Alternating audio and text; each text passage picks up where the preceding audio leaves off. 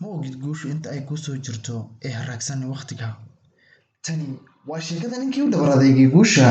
Qisadani waxay gaar u tahay ninkii shaqo looga diiday shirkadaha waaweyn ee Facebook iyo Twitter, ugu dambeyntiina ku guuleystay inuu sameeyo aaladda WhatsApp.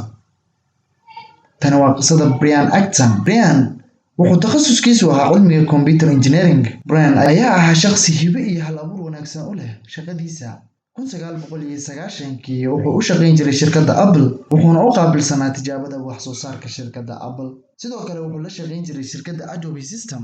Brian 1996 Brian ayaa shaqo ka helay shirkadda Yahoo, wuxuuna nasiib u yeeshay inuu noqdo qofkii 44aad ee shaqo ka helay shirkadda Yahoo. wax kasta waxay isbedeleen bilowga 2007 kadib markii uu go'aansaday inuu gebi ahaanba iska daayay shaqadii uu hayay shirkadda Yahoo, wuxuuna bilaabay raadinta shaqo cusub. Kalahaad badan iyo shaqo raadin badan kadib waxaa dhulka ku jiiday shirkadihii ugu waaweynaa xilligaas uguna caansanaa ee Facebook iyo Twitter. Ugu horreyntiiba shirkadda Facebook ayaa albaabka ka soo xiratay 2009kii. Brian Acton waxaa sidoo kale diiday shirkadda Twitter. Brian ayaa ku fashilmay inuu mar labaad shaqo ka helo shirkado waaweyn oo magac iyo muunad leh. Laakiin Brian ma uusan noqon mid rajo dhiga oo qoys la fadhiista, ee halkii ayuu ka bilaabay casharkii noloshiisa bedeli lahaa. wuxuu gebi ahaanba joojiyay raadinta shaqo cusub, wuxuuna diiradda saaray samaynta aalad u gaar ah. Brian ayaa la shirkoobay saaxiibkiisii hore ee shirkadda Yahoo ay ka wada shaqayn jireen ee John Com. labadooda ayaana ku guuleystay inay sameeyaan aaladda WhatsApp. isla markiiba WhatsApp wuxuu noqday aaladda loogu isticmaalka badan yahay guud ahaan adduunka, wuxuuna qadka ka saaray messengerka shirkadda Facebook. bishii Febraayo 2014 shirkadda Facebook ayaa go'aansatay inay ku iibsato WhatsApp adduun lacageed oo dhan 19 bilyan iyo saami dheeri ah. Midan ayaa noqotay iibkii ugu qaalisanaa ee shirkad lagu kala iibsado. Brian ayaa saami ahaan maanta u leh 20% oo ka mid ahaa shirkadda WhatsApp. Brian isla markiiba hantidiisu waxay kor u dhaaftay 3 bilyan. Haatanna waxay tahay hantida lacageed oo Brian haysto 2.5 bilyan.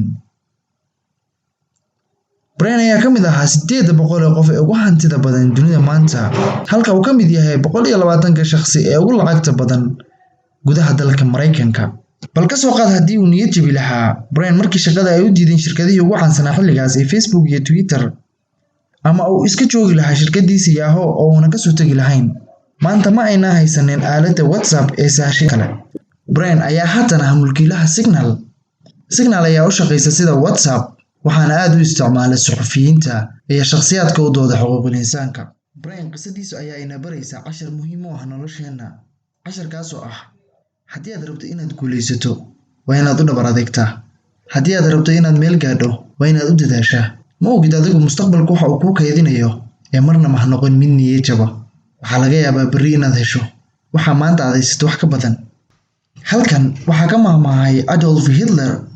waxa uuna yidhi, haddii aad rabto inaad u iftiinto sida qoraxdoo kale waa inaad u dhalaashaa ama u gubataa sida qoraxdoo kale. ma ogid mustaqbalku waxa uu kuu kaydinayo, ee dadaalkaada haysa 2 jibaar, waxaadna arkaysaa dadaalkaagii oo midho dhalay. guushu waa xagga Alleh, laakiin dadaalka innaga ayaa laynaga rabaa. Assalaamu calaykum.